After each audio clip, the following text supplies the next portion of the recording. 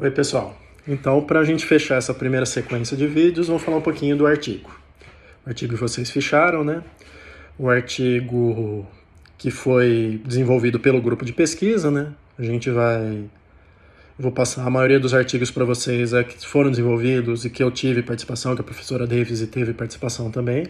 Esse artigo especificamente foi desenvolvido pela Naja Santana, né? Foi resultado do doutorado dela. E o artigo tem muitas coisas interessantes para serem comentadas, né? Algumas vocês colocaram no fichamento, outras não. Mas vamos falar um pouquinho, primeiro, né, especificamente da questão da homogeneidade, né? Que eu já falei um pouquinho no outro vídeo, não custa falar agora um pouco de novo. Então, os BRICS são 5 países, né? Brasil, Rússia, Índia, China e África do Sul. Que não tem nada a ver um com o outro, né? Eles são historicamente muito diferentes, né? Quer dizer, eles foram chamados de emergentes, mas cada um tem um contexto completamente diferente. Então eles têm ele tem muitas condições de contorno diferentes entre cada um. Então faz sentido fazer essa análise com os BRICS, fazer uma análise comparando BRICS. Depende do que você vai fazer com ela. Então, se você quiser analisar simplesmente política e o desempenho, talvez não, mas se você quiser analisar as condições de contorno, tentar explicar por que um país esteve melhor do que o outro, aí a ideia pode ter uma análise, pode fornecer uma análise interessante. Então, esse simples ranqueamento, né, já permitiu, né, fazer uma análise que estava lá nos resultados do artigo, separado sobre cada um dos BRICS, né?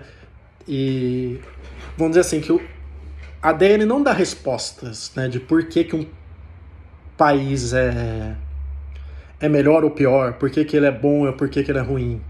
Né? Ele não dá os porquês, mas ele nos dá as pistas, né? A partir daquele ranqueamento a gente consegue ter uma análise sobre a situação do país que talvez o simples olhar para os dados não consiga me dizer. E a partir disso, aí é o trabalho do pesquisador fazer inferências, né, sobre para poder explicar por que os resultados foram aqueles, né? Então foi isso que foi tentado ser feito nesse trabalho, né, a partir de literatura, a partir de conhecimento sobre a história dos países, né, que a hoje professora Naja pesquisou, é que se tentou explicar os resultados. Mas quando a gente não tem esses dados históricos, esses dados tão fortes, a gente pode também usar análises estatísticas no segundo estágio para tentar explicar. Então, isso é importante entender sobre o DEA. O DEA, ele dá pistas, mas não dá os porquês, né? Ele fornece algum resultado, mas cabe ao pesquisador entender o porquê desses resultados. Então, indo mais um pouquinho para o método, né, e para o objetivo do trabalho, o trabalho visava comparar os BRICS em termos de sustentabilidade. Então, qual deles era mais eficiente em promover sustentabilidade?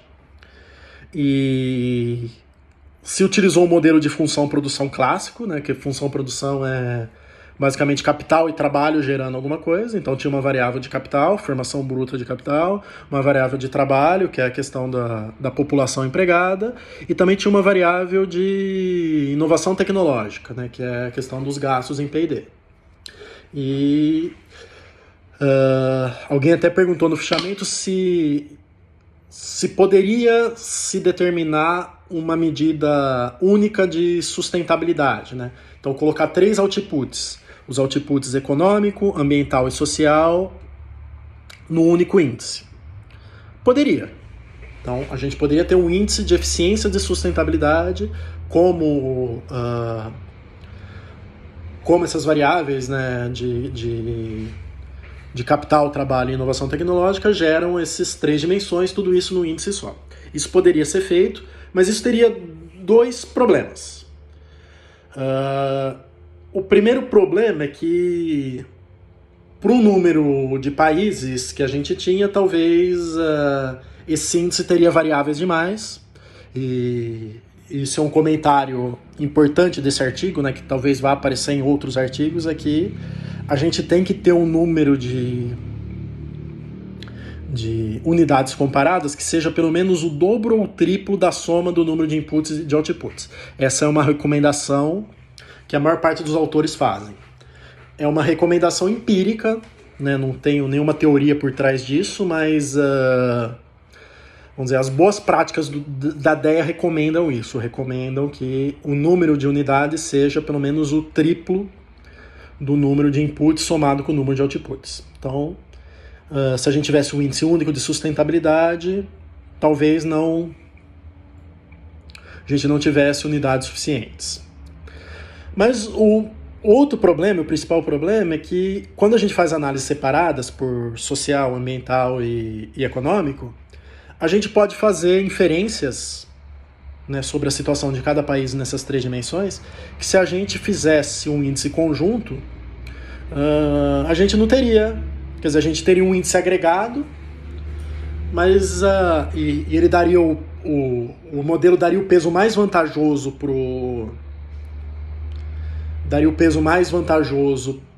para aquele output no que ele fosse melhor. Então, se o Brasil fosse melhor na dimensão social, ele daria peso máximo para a dimensão social e peso zero para a dimensão econômica, por exemplo, né? Poderia ser uma análise interessante, mas a análise do índice em si, ele perde essa questão de como está o desempenho de cada país em cada dimensão.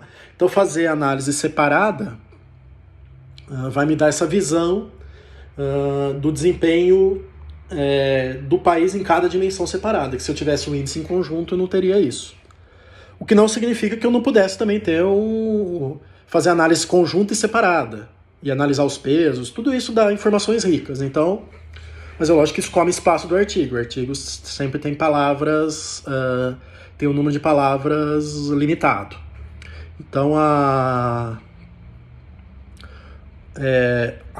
estratégia que eu vou utilizar em termos do artigo, se eu vou fazer análise separada, se eu vou fazer uma análise conjunta, aí depende do que eu quero com aquele artigo, né? Do como que eu quero explorar. Então, nesse caso, se decidiu, né, fazer análises separadas para as dimensões econômica, ambiental e social. Outra questão que alguns falaram, alguns comentários, é a questão da validação, né? Que se utilizou regressão e correlação para se validar as variáveis.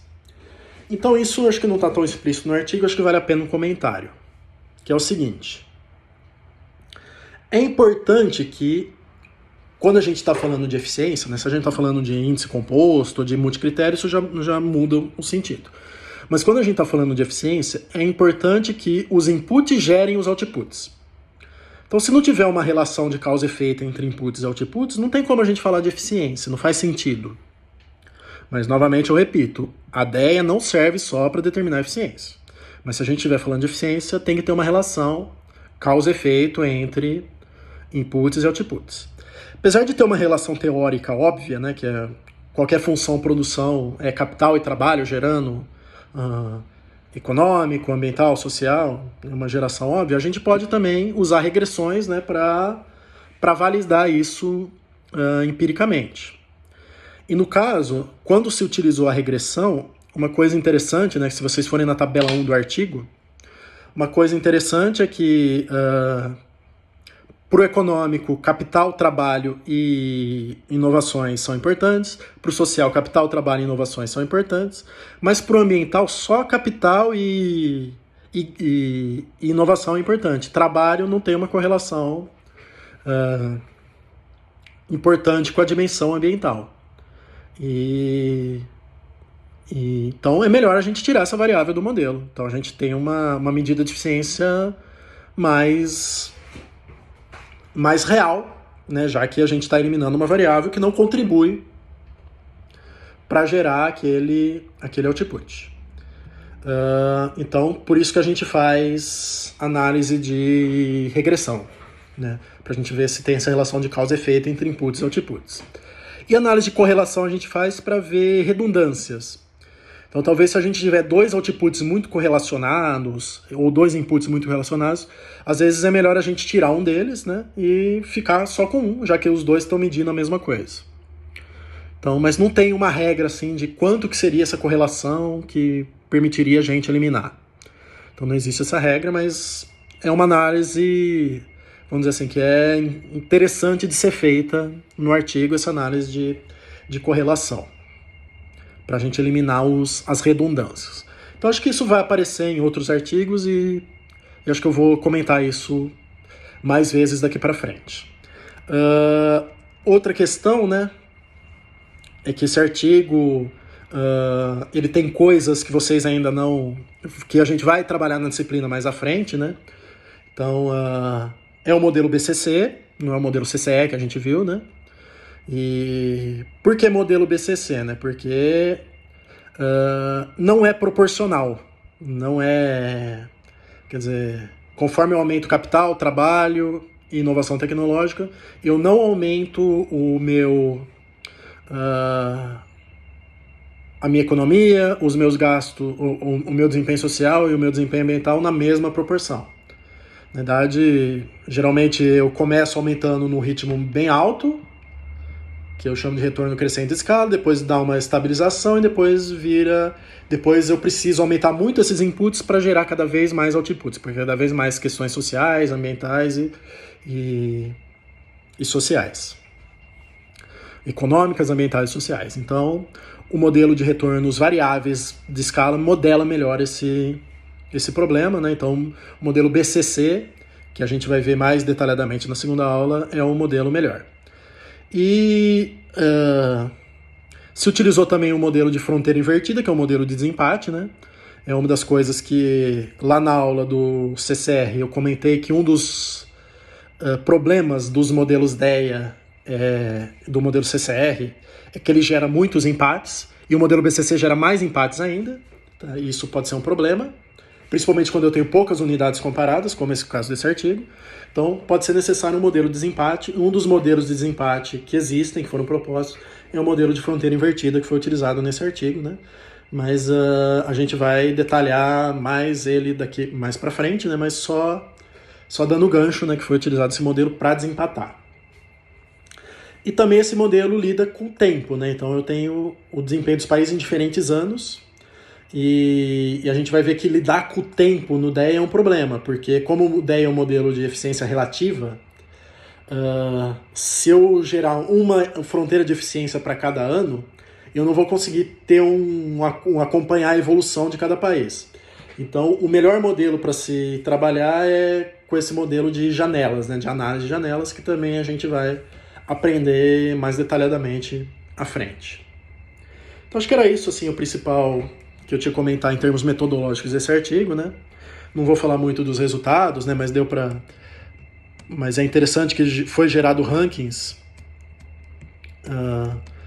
para cada país, né? E inclusive deu para ver uma evolução de cada país nas 3 dimensões, na econômica, na ambiental e na social. E foi feita uma média, né? Que foi feita essa comparação geral e deu para se ter alguns resultados interessantes, né? Por exemplo, do bom desempenho do Brasil na dimensão econômica. Quer dizer, no Brasil foi bem nas principais dimensões, né, em relação aos BRICS, né? Só na África do Sul que teve um melhor desempenho ambiental. Então, são algumas coisas assim que esse tipo de análise permitiu ver e permitiu fazer essa análise separada de cada país, né? Justamente porque o resultado do DEA, nesse caso, volto a repetir, não foi só o resultado da eficiência em si, mas também das condições de contorno de cada país. Então, esse ranking serviu também para se analisar essas condições de contorno e fazer algumas análises interessantes. Eu acho que é isso, né, sobre esse artigo. E depois a gente trabalha mais especificamente sobre outros artigos e sobre outros pontos de aplicação que começam a aparecer. Então, obrigado.